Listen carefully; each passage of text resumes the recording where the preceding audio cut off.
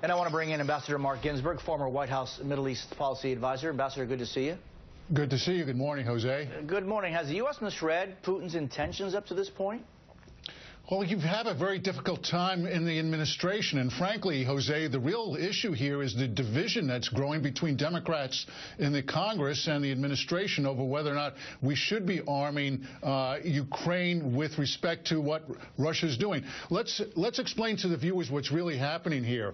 What Putin wants to do is to create a land corridor between Russia and the Crimean Peninsula, and what he wants to do is, in effect, seize as much territory along the southeast coast and region of Ukraine in order to make sure there's a land bridge between Russia and the Crimea.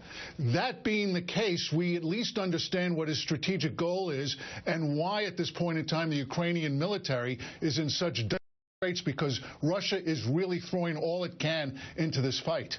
And I want to read to you part of a New York Times editorial arguing for U.S. arms shipment. No one, including Ukraine's democratic government, believes Ukraine can win a war against Russia, but defensive weapons could blunt Mr. Putin's offensive and raise its cost in a way that might deter him. He will only stop if the cost to his regime is sharply raised and quickly. Ms. Khrushcheva was saying that he's not going to stop regardless. What do you think?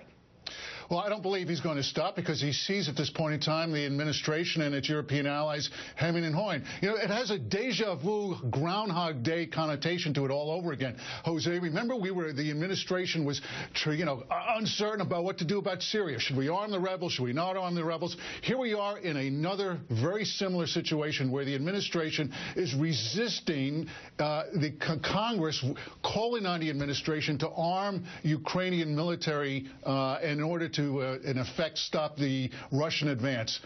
In the end, it's going to come along to the fact that the administration is going to have to cave, because it has to provide these defensive weapons to Ukraine. And, Ambassador, I want to quickly ask you about